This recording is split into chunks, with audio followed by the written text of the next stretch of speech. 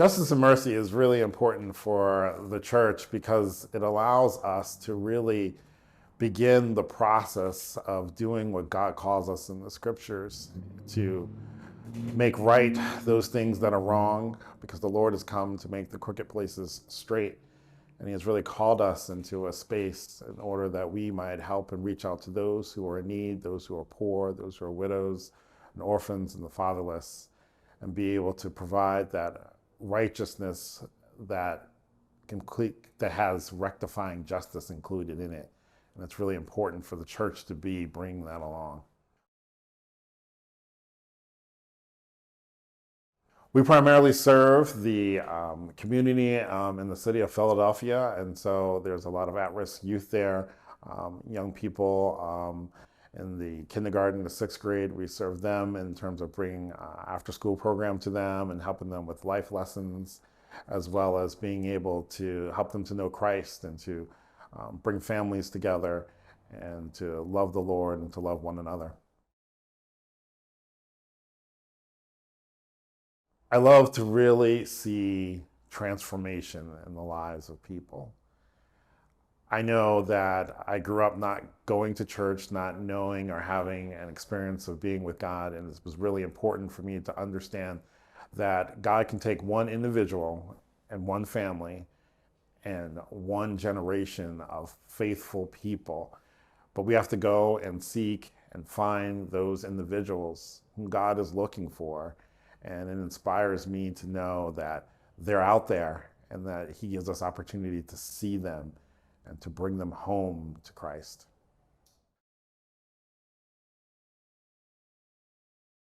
The most difficult part about seeing the unseen is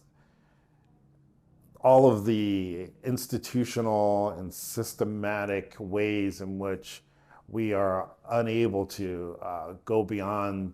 some of those walls to really help folks and keep us from understanding the hurt that's come, that they don't even want to be honest about where they are or the needs that they've had because they've been hurt so much by systems and institutions that are in place. So it's difficult to break down those walls and to have people understand that we genuinely care and love them with the love of Jesus. In many ways do we experience God in our work. We experience him when we see young people who are coming into our service and into our programs and ministries, whether it's at our hallelujah parties or our Christmas breakfasts, or whether it's our after-school program or our high school that we started or the youth night that we have. They just come in and we see God working because they act like they don't want to be there, but they continue to come back day in and day out. They continue to share deeply about the hurts and the pains,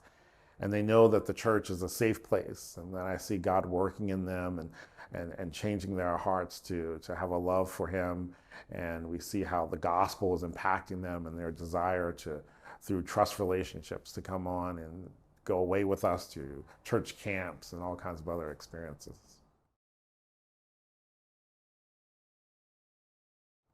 We've had a few kids in our program who've lost either a parent or both of their parents, and they're going to school, and some of them live with their grandparents and don't have an opportunity to be able to go and be a part of programs, whether it's baseball teams or having that kind of community that we all need and sense. And it's just been such a blessing to see how God is used and working in the lives of these kids and allowing them to be a part and to know that, hey, they're in our family and that they are being brought into this kind of community where we see love and transformation happening. One of the best ways for people to help support our ministry is, first and foremost, is to pray. Pray for our young people. Pray for those who are working and laboring. I'm hoping that people might have a passion and a desire to come and be in the city, be in the communities where people are yearning for God and say, hey, I want to come and live and work there, provide resources. We're always looking for things for schooling items or computers or all kinds of different items that we can use to level the playing field, to provide people equity as well as resources in order for our young people to grow and to know the Lord.